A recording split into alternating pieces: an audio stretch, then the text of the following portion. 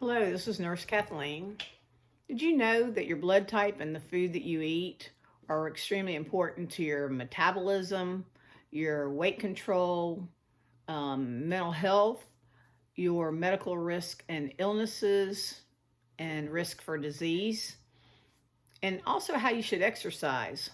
Well, grab a pen and pencil, sit down, get ready. We've got a lot to learn.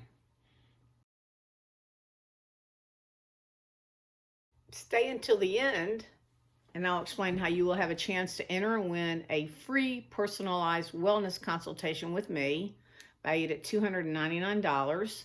It'll include a questionnaire, an assessment and evaluation, and a 45-minute one-on-one conversation with me to help create and implement a plan to meet your health goals.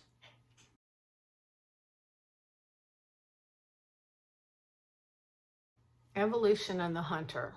The person with type O blood, which was the first blood type, is known as the hunter. This most primitive human made tools, weapons, and thrived on meat. Protein was their source and fuel, which is one of the reasons that type O blood has a very hardy digestive tract. Also known for an overactive immune system and an intolerance to nutritional and environmental changes. We require intense and strenuous physical activity, and that's our best response to stress. And to achieve and maintain optimal body weight, we require an efficient metabolism. Due to the amount of information in this video, there will be an additional video discussing the potential risks, the medical risks, illnesses, and diseases associated with this blood type, how to exercise, our strengths and weaknesses, and also supplementation.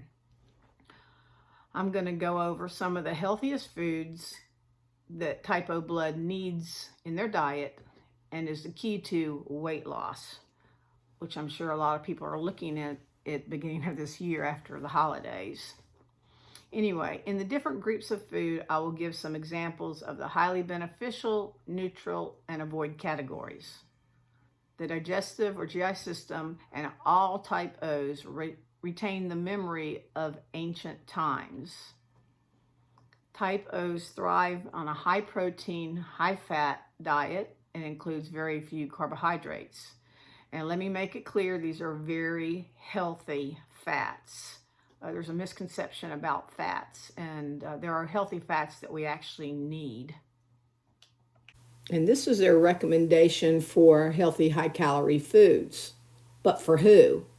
Each blood type is different. And again, the three categories are highly beneficial, which acts as medicine for our bodies, the neutral, which is like food for our bodies, and the avoid, which acts like a poison for our bodies. And it does affect our overall health, our medical risks and illnesses, and also our mental health. Foods that alter weight gain or weight loss are foods that interfere with the metabolism of insulin, thyroid hormones, and calorie utilization. For weight gain, the biggest culprit is wheat gluten, but other foods include mustard greens, corn, cauliflower, kidney beans, Brussels sprouts, navy beans, cabbage, yes, and even lentils. On the other hand, foods that encourage weight loss are kelp, seafood, liver, lean red meat, kale, spinach, and broccoli, just to name a few. The concept of the food pyramid originated in the early 1990s, and it was introduced by the USDA as a guide to promote healthy eating. It emphasizes at the base grains, followed by fruits and vegetables, then dairy, protein, and fats at the top. However, depending on your blood type, this one-size-fits-all can really be detrimental and cause illnesses, not only physically, but emotionally. So you really need to pay attention and see what I'm going to show you, and then do your own research. The recommendation of this balanced diet really doesn't hold true anymore. It really is based on the needs that you have, the calories that are needed, even the 8 or more glasses of water every day. It's going to depend a lot on your kidney function, cardiovascular function, and things like that. So this is not a one size fits all, and you will see in the video why it is not. So let's go over this and the nutritional connection. It will include the foods, juices and fluids, spices, condiments, herbs, and herbal teas and beverages. I won't be able to list all these foods in the categories due to time. Please do your own research. Within each group, there are 3 different categories, and let me explain. So the first group is called highly beneficial, and this acts like medicine to our bodies. The second group is neutral, and it acts as if just a food to our bodies. And the third is the avoid group, which acts like poison to our bodies, and we really want to try to stay away from that group and avoid things in that category. Also, be aware of your portion size, and a general rule is to try to consume no more than 6 ounces of meats at any one meal.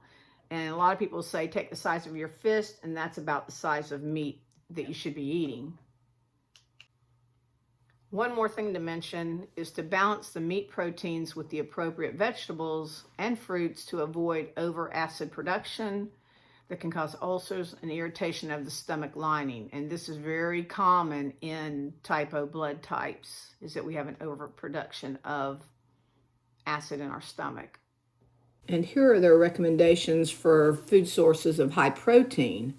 But in blood type O, there's some that really stand out that I know that are in the avoid category due to even weight gain and how we process foods and increasing our medical risk and illnesses. So those are lentils, peanut butter, and cottage cheese. Also, milk and dairy we really have to limit because of how our body processes these foods. So let's talk about meat and poultry. Highly beneficial meats include beef, ground beef, liver, buffalo, lamb, veal, and venison.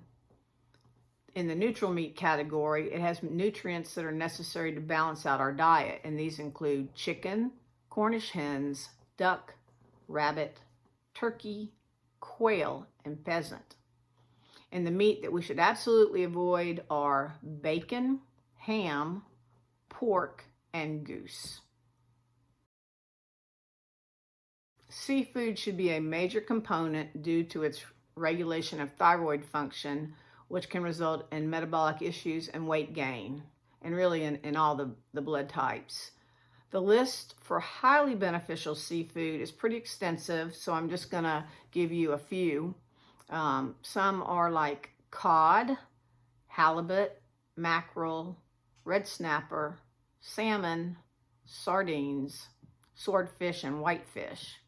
In the neutral category for seafood, and again, this is an extensive list, but I'm going to name a few: clam, crab, flounder, grouper, lobster, mahi-mahi, mussels, oysters, shellfish, anchovies, shrimp, scallops, and albacore tuna. That was a mouthful. Seafood that should be avoided include, one of my favorites, I had a late stage in life, catfish, caviar, lox, which is smoked salmon, and octopus. The next group is dairy and eggs. And this group should be severely restricted as our systems are not designed for their proper metabolism. And there are absolutely no highly beneficial foods in this group for the type O blood type. If you are of African descent, you should eliminate dairy and eggs altogether, as they tend to be more difficult to digest.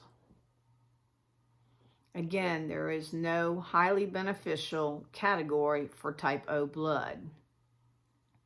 The neutral category is butter, feta cheese, goat cheese, mozzarella cheese, and some sources of soy cheese and soy milk. However, I do know farmers that grow soy, and they tell me that it's a highly GMO crop, and so for that reason, I personally stay away from it. The avoid category is extensive, but I'll name the most common. Stay away from these cheeses: American Blue, Cheddar, Colby, Cottage, Gouda, Monterey Jack, Parmesan, Provolone, Ricotta, Swiss, and Whey. Also, buttermilk, ice cream, whole skim, and 2% milk. And I can say from personal experience with cheeses that they cause inflammation in the body, which leads to joint pain and arthritis. And we can prevent that by being very careful in eating very many cheeses. And I have had personal experience with that. The next category is oils and fats. We do respond well to oils, and they're an important source of nutrition, and they also help with elimination. They have positive effects on the cardiovascular system and may even help blood cholesterol. And I know that might be something you haven't heard in mainstream, but it's true. And I just want to give a note here on cholesterol because it does get a bad rap. We need cholesterol for mental health. We need it so if our levels drop too low, that's where you find people that are getting dementia and Alzheimer's. And there's exhaustive resources that will tell you that. And it's documented. It is stored in the liver and also in the gallbladder. Highly beneficial oils are linseed or flaxseed oil and olive oil. Neutral oils are canola, cod liver, and sesame oil. Oils to avoid are corn, cottonseed, peanut, and safflower. The next food group is nuts and seeds, which is a good source of supplemental vegetable protein. However, they should not take place of high protein meats. Chew nuts thoroughly or use nut butters. Highly beneficial nuts and seeds are pumpkin seeds and walnuts. The neutral ones include almonds, almond butter, chestnut, macadamia, pecans, sesame butter, which is tahini, sesame seeds, sunflower seeds, and sunflower butter. And in the avoid category are one of my favorites: cashews, peanuts, peanut butter, pistachios, and poppy seeds. The next food group are beans and legumes. We tend not to utilize beans well because, generally speaking, they inhibit the metabolism of other more important nutrients, such as those found in meats. They actually promote strengthening of the GI tract and promote healing of the ulcerations due to the high levels of stomach acid, but still should be eaten in moderation or as an occasional side dish. Highly beneficial beans include pinto, black-eyed peas, and adahi.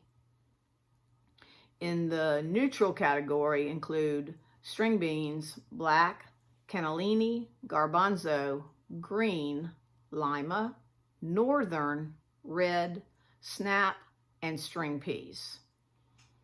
In the avoid, we should avoid kidney and navy beans and green, red, and domestic lentils, leaving out all the lentils.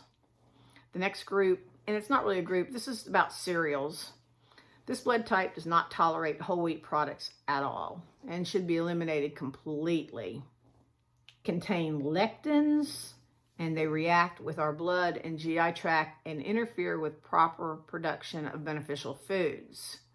Actually, wheat products are the primary culprit of weight gain, and the glutens in the wheat germ interfere with the metabolic processes and cause food to be stored as fat instead of used as energy as it should be. There are no highly beneficial cereals in this group. The neutral ones are barley, buckwheat, cream of rice, kamut, kasha, and spelt. And we are to avoid cornflakes, cornmeal, cream of wheat, grape, nut, oat bran, oatmeal, 7-grain, shredded wheat, and wheat germ. Some of those are my favorite actually, but they're not good for type O blood. The next group is breads and pastas and grains. Breads and muffins, which are a problem for us as most of them contain wheat. There are 2 exceptions, and they're in the highly beneficial because they are sprouted breads. You'll usually find them in the freezer of the grocery section or of a health food store. And they are Essene, E-S-S-E-N-E, and Ezekiel breads. And I know that when I eat Ezekiel bread, that's what I eat, which is rare when I eat bread, but I will take 1 piece and make a sandwich from that because 2 pieces, to be honest, are just too filling for me, and I don't eat that much bread. The neutral category has a few, and after that, they should all be avoided. Neutral category includes brown rice bread, gluten-free bread, millet, rice cakes, 100% rye bread, and spellet and wasa bread, which I didn't know about. And again, the list goes on and on for breads and muffins to avoid. Do you see a pattern here? It's quite obvious as we go into the grains and pastas. There are no grains and pastas in the highly beneficial category for type O blood.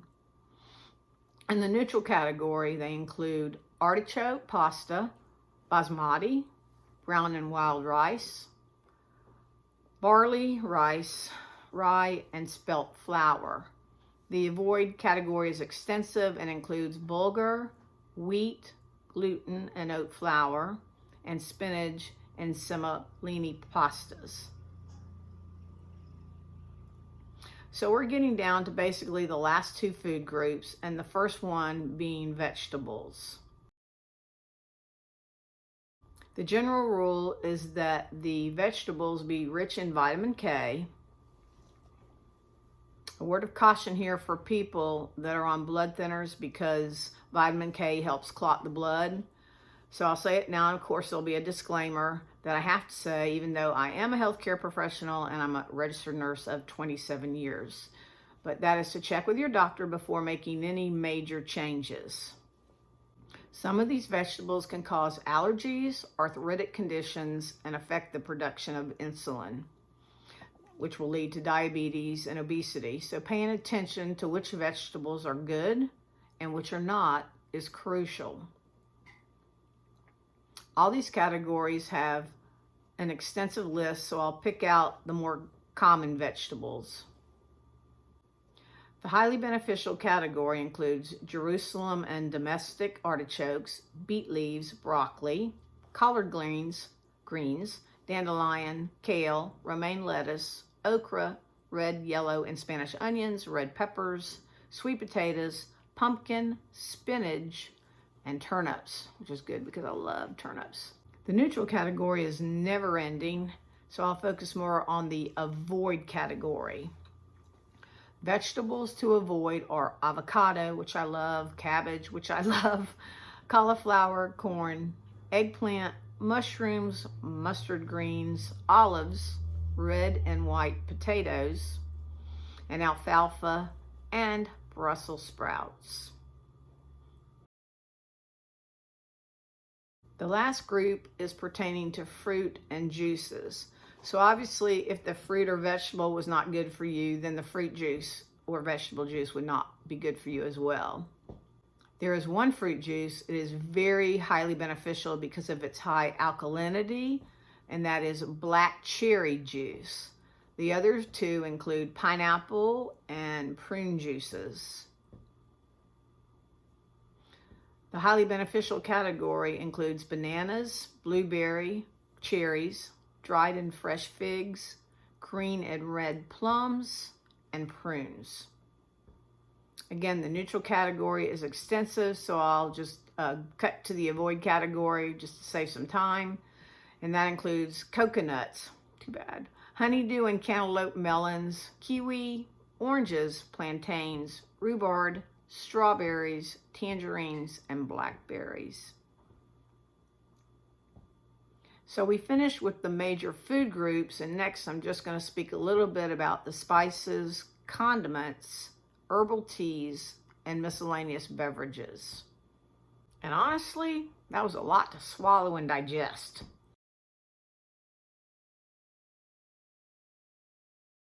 Okay, now let's look at the spices. Spices can actually improve your digestive and your immune systems. One example is kelp-based seasonings, and that helps regulate the thyroid gland. Bladderwrack kelp counteracts the increased acidity in the digestive tract, reducing potential for ulcers, but I'll get more into that when I get into the disease and illnesses in the next video. So highly beneficial spices include curry, bladderwrack, cayenne pepper, turmeric, carob, and horseradish. There's a long list of neutral spices, and some might surprise you. A few of them are allspice, almond extract, barley, malt, basil, bay leaf, chives, chocolate, clove, cream of tartar, dill, garlic, honey, maple syrup, miso, molasses, dried mustard, paprika, red pepper flakes, peppermint, rosemary, sage, salt, soy sauce, spearmint, both white and brown sugars, blackstrap molasses, tapioca, thyme, brewer's yeast, cilantro, and wintergreen. Now that was a long list. You notice I did mention honey and sugar and chocolate. And they really won't harm us, but we do need to eat them in moderation in our diets. Spices to avoid, and actually everyone should avoid this first one because it causes seizures, tumors, and cancer. And I know they use it in a lot of diet products, but they're adding it a little bit to actually every product, it seems like, even in small amounts. I can tell you some stories of people I have taken care of in the neuro ICU that were actually having seizures, and we found out through a bunch of tests and everything they actually drank diet drinks, and that culprit is aspartame. Research has shown that it lowers our blood sugar, so anyone, I don't care what blood type you are, when you go out and eat or eat at home and you have a diet drink, it actually drops your blood sugar, and then you eat and you still feel hungry, and then you eat again, and that, is part of gaining weight, and then that adds a whole nother group of healthcare issues and diseases and illnesses for us. Other spices to avoid include capers, cinnamon, which I was not happy about because I love cinnamon, and it does regulate our blood sugar, but not good for this blood type. Cornstarch, corn syrup, nutmeg, black and white pepper, MSG, dextrose, fructose, and all the other vinegars except for apple cider vinegar. There are no highly beneficial condiments for this blood type. If you must use mayonnaise, mustard, or salad dressings, use them in moderation. Try replacing them with healthier seasonings such as olive oil, lemon juice, and garlic. In the neutral category, condiments include apple butter, jam from the acceptable fruit groups, and jelly from the acceptable fruit groups. And then again, mayonnaise, mustard, and salad dressing in moderation. Avoid ketchup and pickles, including dill, kosher, sweet and sour, and relish. So on to the herbal teas, and these recommendations are based on what can make us become ill or keep us healthy. Herbal tea should be thought of as increasing our strength against our natural weaknesses, and the primary emphasis should be on soothing the digestive tract and building our immune systems. Also, I'm going to get into that more on the next video. In the highly beneficial category are dandelion, ginger, mulberry, parsley, peppermint, rose hips, slippery elm, and chickweed. In the neutral category, that includes teas like chamomile, ginseng, hawthorn, licorice root, mullein, raspberry leaf, sage, skullcap, thyme, valerian, white birch, and yarrow. And we are to avoid these, and I know there's a couple on here that people will be surprised at because they're supposed to help with our immune systems, but based on our blood type, we actually should not drink these or take these. Echinacea, golden seal, alfalfa, burdock, red clover, St. John's wort, strawberry leaf, and yellow dock. And now for the miscellaneous beverages. There are a few acceptable beverages for us. Beer isn't recommended because of the hops, and that increases stomach acidity, and beer is made from wheat. Modest quantities of wine are allowed. Acceptable alternatives are club soda, seltzer water, and green tea. Also included are the herbal teas that I spoke about earlier. We should totally avoid regular and decaf coffee, all sodas, and all black tea. I'm going to tell you why coffee is there, and it's for a couple of reasons.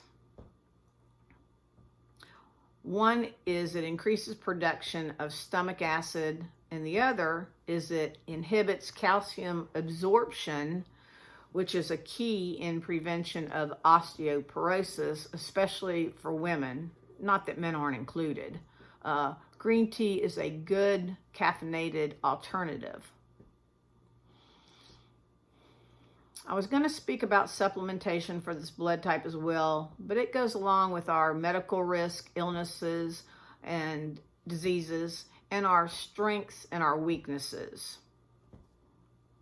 So as you can see, what we put into our bodies affect our weight and our overall health. Any changes that are made should be gradual. We should not eat from only the highly beneficial group because it is truly like medicine for our bodies. And we do need to eat from the neutral group because it does help balance, our bodies and our diet and everything. The other thing I will say, and I am an RN and a healthcare professional for almost 3 decades, but please do your own research, and if any questions, consult your physician, especially for things like if people are on blood thinners, they need to watch the amount of vitamin K they get because it does clot the blood. And if there are any kidney issues, we have to be careful with such things as electrolytes. So some things are higher in potassium and sodium than others.